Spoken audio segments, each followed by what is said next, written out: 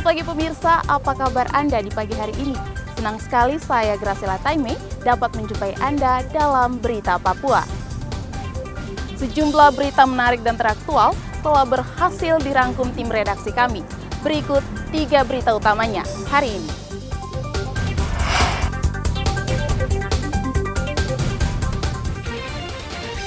Kelompok kriminal bersenjata sandera 4 pekerja tower di distrik Okbab, Pegunungan Bintang. Desak KSOP terbitkan izin pelayaran, ribuan nelayan berunjuk rasa di kantor KSOP Merauke.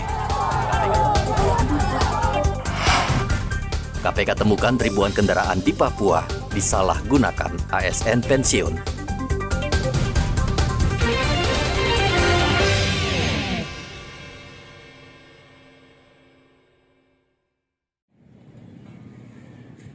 Kelompok kriminal bersenjata KKB kembali berulah. Kali ini menyandera 4 pekerja menara telekomunikasi atau BTS Bakti Kominfo di distrik Okbab, Kabupaten Pegunungan Bintang, Provinsi Papua Tengah. KKB mengajukan tuntutan tebusan sebesar 500 juta rupiah sebagai syarat pembebasan para sandera. Kabid Humas Polda Papua Kombes Polisi Ignatius Beni Adi Prabowo membenarkan penyanderaan tersebut. Ia mengatakan TNI Polri bersama pemerintah daerah setempat saat ini tengah berupaya membebaskan para sandera dengan selamat. Saat itu 6 pekerja BTS Bakti Kominfo yang dipimpin Kepala Dinas Informasi dan Komunikasi Kabupaten Pegunungan Bintang, Averus Sanuari, bertolak dari Oksibil menuju distrik Okbab menggunakan pesawat Elang Air. Namun saat tiba di lapangan terbang Okbab, rombongan langsung dihadang 5 orang yang menyatakan sebagai anggota KKB. Tangkap oleh 5 orang dan dibawa ke ujung bandara. Nah, dari kejadian tersebut 6 orang tersebut 3 orang mendapatkan luka akibat senjata tajam oleh ke-5 orang KKB tersebut. Dan dari kelompok KKB tersebut menuntut untuk pembebasan dari mereka dengan sejumlah uang, yaitu 500 juta. Sehingga 2 orang dibebaskan kembali ke Oksibil, yaitu Kadis Kominfo atas nama Averus Sanuari bersama dengan Benyamin Sembiring yang juga dalam kondisi terluka pada saat itu, sehingga tiba di Oksibil langsung dilarikan ke rumah sakit Oksibil untuk mendapatkan perawatan kesehatan. 4 pekerja yang disandera bernama Asmar, Peas Kulka, Senus Lapitalem, dan Ferry. 2 orang yaitu Kadis Kominfo dan staf sudah dibebaskan, sementara 4 masih disandera. Polisi bersama tokoh masyarakat dan adat masih terus melakukan negosiasi agar para sandera itu bisa dibebaskan. Hendra melaporkan dari Pegunungan Bintang, Papua Pegunungan.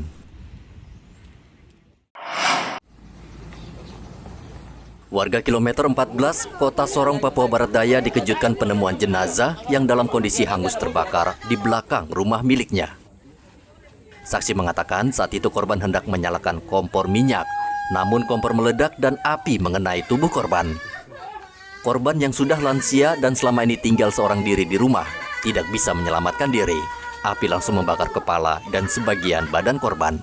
Kami keluarga juga tidak tahu kejadian ini, karena ya, mama ini kan istilahnya dia cacat, kaki tangan semua cacat, tapi dia masih bisa bergerak untuk bisa artinya menafkahi hidup dia. Dia bisa ke kebun, bisa bawa sayur, bisa jual di pasar Remu. Sehingga kami kaget juga. Dari pagi jam kami di Haimas dengar di telepon dari keluarga bahwa anak kakak perempuan ini dia bakar diri. Bakar diri dalam arti minyak tanah kan sudah ada di dapur. Terus lalu mau isi di kompor, terus bakar korek, ternyata langsung meledak dan kena dia. Jadi kami tidak tahu tuh, mungkin dari mana-mana juga tidak tahu. Jadi setelah itu baru kami dengar, kami sudah sampai tempat kejadian. Lihat begini dia sudah terkapar di belakang dapur tempat cucian piring itu. Niat awalnya itu memang bakar diri ataukah bakar kompor? Bakar kompor. Polisi kemudian membawa jasad korban menuju kamar jenazah RSUD Selebe Solo. Kasus ini tetap akan diselidiki polisi untuk memastikan penyebab kematian korban dengan memanggil sejumlah saksi. Topan melaporkan dari Sorong, Papua Barat Daya.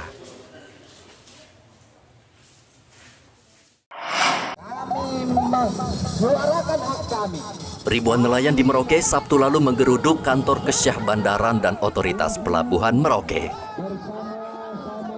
Mereka menuntut surat izin penangkapan ikan segera diterbitkan agar mereka dapat berlayar dan menangkap ikan. Para nelayan ini sempat emosi dan kesal karena pejabat di kantor KSOP Merauke selama 6 bulan hanya mengumbar janji. Dan surat izin penangkapan ikan tersebut tidak kunjung terbit. Selain itu, sejumlah nelayan juga dipersulit ketika harus memperpanjang surat izin penangkapan ikan. Merauke ini bukan hanya ibu kota Kabupaten Merauke, tapi Merauke ini adalah ibu kota Provinsi Papua Selatan. Jadi mindset, pola pikir, pelayanan, hati harus berubah. Karena mereka sudah ditindak, mereka sudah ditekan. Ini dua pencerita kesakitan yang mereka sampaikan pada hari ini. Jadi saya harap 6 bulan lalu mereka sudah tidak bisa perpanjang CV mereka. Ketika kemarin saya dengar informasi katanya CV sudah jelas bisa ada, tapi kita belum percaya, apalagi seorang imam dakwah tidak akan percaya kalau bilang CV bisa ada. Selain menuntut penerbitan surat izin penangkapan ikan, nelayan juga menuntut pasokan BBM mencukupi untuk operasional mereka. Selama ini para nelayan menyatakan pasokan solar sangat kurang. Sementara itu Kepala Kantor KSOP Merauke Susanto mengatakan keterlambatan penerbitan surat izin penangkapan ikan karena birokrasi terganggu pasca pemekaran Merauke menjadi Provinsi Papua Selatan. Niat kami di sini untuk memperlambat tidak ada.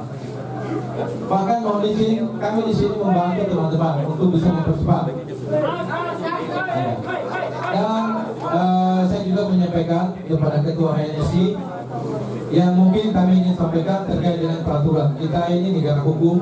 Ribuan nelayan ini sudah hampir 6 bulan menganggur karena surat izin penangkapan ikan belum dikeluarkan instansi terkait.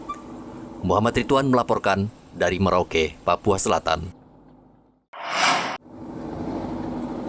Saat ini masih banyak nelayan yang belum memahami batas-batas wilayah NKRI, termasuk nelayan di Merauke, Papua Selatan. Sehingga tidak aneh banyak nelayan yang tersangkut kasus hukum karena memasuki batas wilayah negara tetangga. Kapolda Papua Irjen Matius Fakiri kembali mengingatkan nelayan agar belajar dan paham tentang batas teritorial Indonesia dengan negara lain seperti Papua New Guinea. Imbauan tersebut disampaikan Kapolda Papua saat melakukan silaturahmi bersama ratusan warga nelayan di Kampung Nelayan Pantai Lampu 1, Merauke. Ini kalau bilang perbatasan kan tidak bisa melawan karena masyarakat nelayan pastinya kan di laut. Siap. Mereka tempat cari makan itu kan di laut. Siap. Ya kita berharap mereka pasti sudah tahu tanda-tanda mana yang masuk wilayah sebelah, Siap. mana yang masih di Republik. Nah, kami berharap dalam mencari makan mereka juga tidak diganggu oleh kelompok yang lain. Ya kita kan tidak bisa lihat di batas ini bukan ada pagar atau apa. Jadi saja berharap nanti dari pihak PNJ juga atau untuk pihak lain tidak boleh melakukan mengganggu masyarakat yang ada di daerah pesisir selatan ini.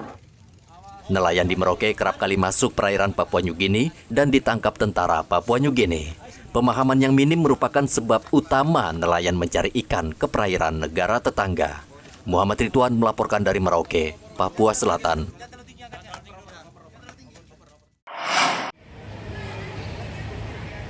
Komisi Pemberantasan Korupsi (KPK) menemukan kejanggalan dalam tata kelola pemerintahan di lingkungan Pemprov Papua. KPK mencium ada pegawai negeri sipil, baik masih aktif maupun pensiun, menyalahgunakan aset berupa ratusan kendaraan bermotor. Menurut temuan KPK, 25% dari sekitar 1.400 aset milik Pemprov Papua disalahgunakan oknum tertentu. Kendaraan tersebut diketahui digunakan untuk kepentingan pribadi. KPK akan menerbitkan kasus tersebut untuk menata administrasi dan tata kelola pemerintah Provinsi Papua agar bersih dan berjalan baik. Untuk penertiban aset provinsi yang dikuasai tidak berhak, khususnya kendaraan dinas. Kami sudah minta data, mendatanya masih simpang siur, tapi data yang saya dapat total ada 1.422, kendaraan roda 4 dan roda 2 yang ada di catatan BPKAD Provinsi Papua, Badan Keuangan dan Aset Daerah. Dari 1.422 saya perhatikan secara cepat, ada 200 yang dikuasai yang pensiun. Oke, baik. Terus ada juga data yang kami dapat dari 1.422, ada 67 ada di Sekwan. 67 tahun lalu sudah Bapak tarik 30-an 32. Jadi masih ada sisa. Kami sudah koordinasi juga dengan Pak Joni tadi sama Bu Ketua Sekwan DPRD untuk dipercepat penarikannya. Yang lain kita juga bicara dengan tadi hadir karena kita minta ke Badan Aset untuk detail yang bermasalah mesti tanya OPD masing-masing. Ini kena masalah sistem. Kebiasaan pindah-pindah antar OPD atau pindah ke Pemda lain, Badan Aset tidak diberitahu. Jadi datanya itu hilang. Inspektur Pembantu Khusus Inspektorat Provinsi Papua Dani Korwa mengapresiasi KPK yang telah membantu pemerintah Provinsi Papua dalam menerbitkan aset pemerintah. Kendaraan tersebut menurut Dani dalam kondisi yang baik, namun saat ini berada di tangan oknum yang tidak tepat menggunakannya. Kami pertama sangat berterima kasih kepada KPK yang menginisiasi kegiatan di hari ini. Kenapa? Karena aset ini menjadi hal yang penting bagi pemerintah Provinsi Papua. Nah, tidak mungkin kan aset berupa mobil ini setiap tahun kita adakan, sementara aset mobil yang dalam keadaan baik ini ada berkeliaran dan di tempat atau di tangan-tangan yang tidak tepat menggunakannya. Sementara kita tahu bersama bahwa jabatan itu kan mengikuti fasilitas, diikuti oleh fasilitas. Salah satunya adalah kendaraan dinas. Nah, dengan dikembalikannya kurang lebih hari ini 8, kemungkinan ada 10 kendaraan dinas, ini akan sangat berfungsi dan membantu pejabat-pejabat yang seharusnya memegang untuk melaksanakan tugas lebih baik lagi untuk melayani masyarakat. Dani meminta ASN segera mengembalikan kendaraan tersebut. Apabila tetap membandel, Pemprov Papua akan memproses secara hukum oknum yang terlibat dengan tuduhan penggelapan. Dari Kota Jayapura, Papua, Hendra melaporkan.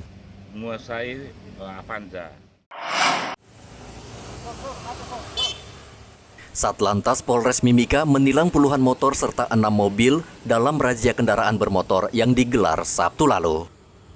Razia tersebut merupakan kegiatan rutin yang sudah dilakukan beberapa kali untuk menertibkan lalu lintas dan menekan angka kecelakaan lalu lintas di Kabupaten Mimika.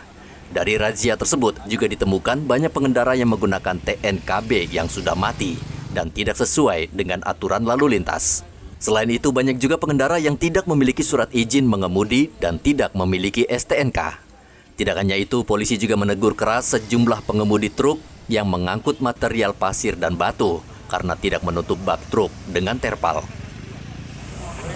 Seperti kita ketahui bahwa akhir-akhir ini kasus laka lantas agak meningkat, terutama laka lantas yang sifatnya laka lantas tunggal, yang mengakibatkan korban baik meninggal dunia maupun luka berat dan luka ringan. Waktu tertentu dan tempat-tempat tertentu kita akan lakukan kegiatan ini untuk intinya tadi itu untuk menekan tingkat laka lantas. Saya kepada seluruh lapisan masyarakat di wilayah Timika selalu berhati-hati dalam berkendara, apalagi kita tahu bahwa cuaca di Timika akhir-akhir ini agak ekstrim, sering hujan, itu rawan terjadinya laka lantas. Dan kepada pengendara yang dalam kondisi alkohol, minum alkohol, tidak mengendari kendaraannya.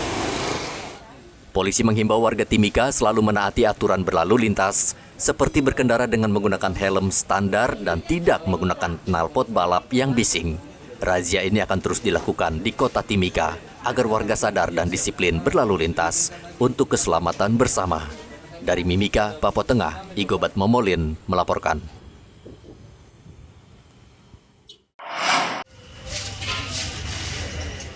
Sepekan terakhir, warga di Timika sulit mendapatkan cabai besar di pasar sentral Timika. Pedagang menyatakan saat ini stok cabai merah besar kosong sehingga sebagian besar pedagang tidak menjual. Sementara untuk jenis cabai rawit, harga di pasar cenderung turun. Sebelumnya cabai rawit dijual Rp90.000 per kilogram, kini dijual Rp85.000 per kilogram. Kendati masih terbilang mahal, stok cabai rawit masih banyak. Sedangkan untuk cabai merah keriting dijual Rp65.000 per kilogram, harga tersebut tergolong normal. Sini kekurangan, jadi harga jadi agak yang mahal. Berapa harga yang kemarin sini? 90 per kilo. Nah, 90. Kalau sekarang udah agak turun sedikit 5.000, turun 85 aja. Sudah agak turun. Kalau bumbu memang mahal. Sampai sementara masih langka ya? Apa itu bumbu? Tidak, Lombok. Iya, masih baru ada ini. Kemarin nggak ada Lombok. Ya sekarang masih tetap 85 kan? Sekarang sudah 85 lagi. Karena nggak ada kiriman ke gas. Tapi ini rata-rata lokal atau dari? Bukan semua, justru dari sini dibawa ke Jayapura.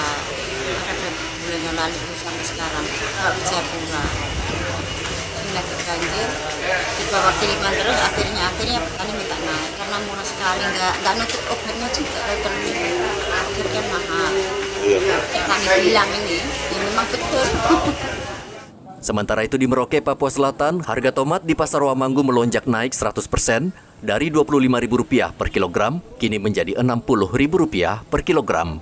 Kenaikan harga tomat ini tentu mengejutkan warga, khususnya para penjual makanan. Kenaikan harga tomat ini karena stok tomat di Merauke kosong akibat musim hujan dan harus didatangkan dari Manado, Sulawesi Utara.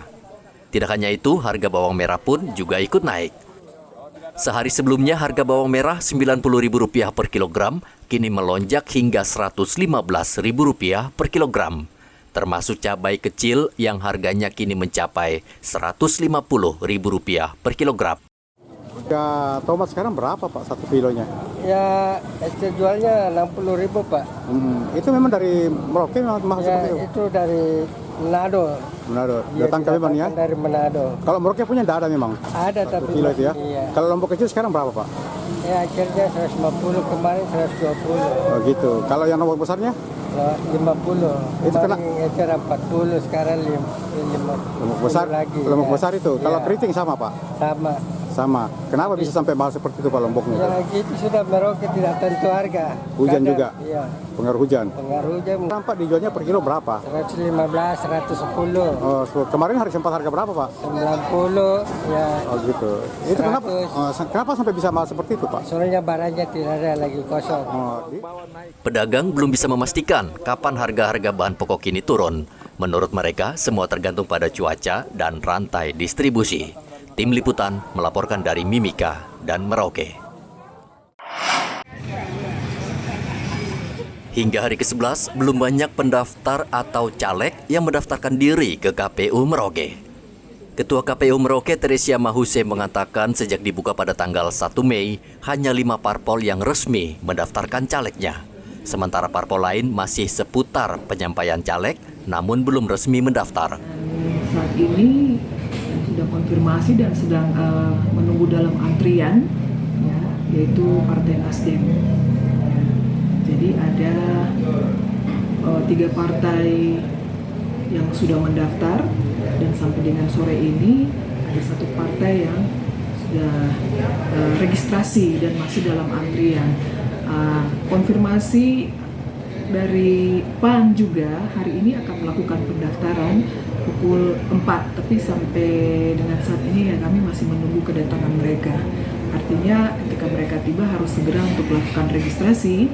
Kita harus memperhatikan waktu ya, waktu juga karena dalam proses pendaftaran atau pengajuan bakal calon untuk waktu ini hari Senin ya, Senin sampai Jumat itu dilaksanakan pukul 8 sampai dengan pukul 16.00 atau jam 4 sore. Nah, waktu pendaftaran ini juga harus menjadi perhatian dari partai politik yang akan datang mendaftarkan bakal calonnya. Batas waktu pendaftaran caleg di KPU Ahad kemarin akan diperpanjang hingga pukul 24.00 waktu Indonesia Timur, sehingga diharapkan masih ada waktu bagi parpol untuk mendaftarkan calegnya ke KPU. Muhammad Ridwan melaporkan dari Merauke, Papua Selatan. Sama-sama kita katakan. Ratusan tokoh agama yang tergabung dalam jaringan doa sekota Jayapura Sabtu menggelar doa bersama di salah satu hotel di Jayapura untuk menyukseskan pemilu serentak 2024 mendatang agar berjalan aman dan damai. Penjabat Wali Kota Jayapura Frans PK meminta semua pihak mewujudkan suasana damai sehingga pemilu berlangsung sukses dan pemimpin yang terpilih bisa melanjutkan pembangunan. Oleh karena damai itu menjadi impian dan juga harapan kita semua, apalagi di tanah Papua.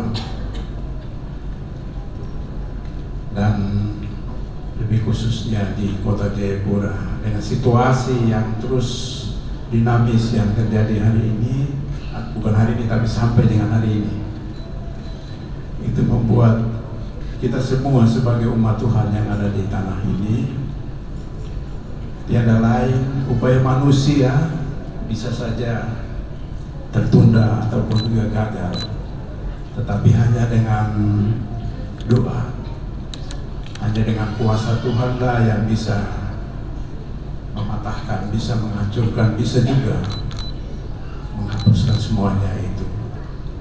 Derita, ketidaknyamanan, masalah, konflik, dan lain sebagainya.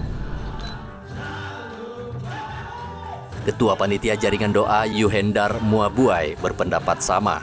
Ia meminta warga masyarakat agar berdoa bersama dan menyatukan persepsi agar pesta demokrasi berjalan aman, damai, dan sukses. Harapan kami penyelenggaraan ini bisa berjalan dengan baik, aman, damai. Penyelenggara berintegritas, kami kerja profesional, peserta juga profesional dengan bertanggung jawab terhadap tupoksi masing-masing, taat terhadap aturan, dan juga masyarakat pemilih, masyarakat menjadi masyarakat cerdas, tidak mudah terprovokasi dengan uang, money politik, macam-macam ajakan yang biasa terjadi. Nah, ini akan bisa terjadi perubahan besar-besar kalau ada doa. Orang akan berbuat kejahatan, membuat kesalahan itu takut. Kalau sudah Tuhan campur tangan, bahwa itu salah. Kepolisian daerah Papua telah memetakan 9 daerah rawan konflik pada pemilu 2024, yakni Kabupaten Puncak, Puncak Jaya, Dogiai, Intan Jaya, Pegunungan Bintang, Nduga, Mimika, Yaukimo, dan Jayawijaya. Untuk itu, Polda Papua telah menyiagakan ribuan personel mengantisipasi gangguan kelompok kriminal bersenjata. Dari kota Jayapura, Papua, Hendra melaporkan. Presiden Joko Widodo memperpanjang masa jabatan penjabat Gubernur Papua Barat Paulus Waterpauw Jumat 12 Mei tahun 2023. SK perpanjangan Presiden itu diberikan lewat Mendagri di kantor Kemendagri, Jakarta Pusat. Penyerahan SK ini dilakukan setelah masa tugasnya 1 tahun sebagai penjabat berakhir Jumat. Paulus Waterpauw sebelum menerima SK perpanjangan jabatan menghadiri pelantikan 2 penjabat Gubernur Gorontalo dan Sulbar di Aula Sasana Bakti Praja Kemendagri Sabtu lalu. Dalam pelantikan itu, Menteri Tito Karnavian mengatakan 2 penjabat gubernur, yakni Gubernur Banten dan Papua Barat, diperpanjang masa jabatan karena atas dasar evaluasi. Keduanya dinilai mampu menerjemahkan perintah negara dan mampu membuat terobosan yang membawa perubahan di Papua Barat dan Banten. Evaluasi dan juga pertimbangan-pertimbangan lain, maka 2 pejabat yang terus diperpanjang untuk tingkat provinsi dan sejumlah lain kabupaten kota, dan ada juga yang gantian karena banyak faktor sesuai dengan hasil sidang TPA. Untuk Papua Barat dan Banten berlanjut terus, dan kepresnya saya kira sudah keluar juga untuk menjabat selama 1 tahun ke depan lagi.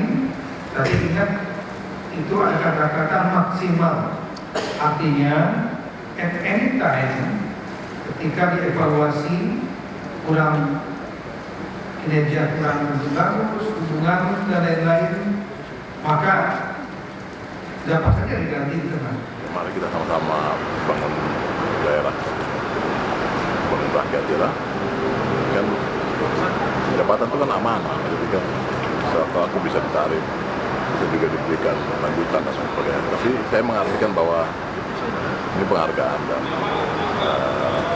tugas mulia yang Bapak Presiden percayakan kepada saya, dan hari ini kami tidak dilantik tapi hanya diberikan SK ini. Saya bersama Gubernur Banten.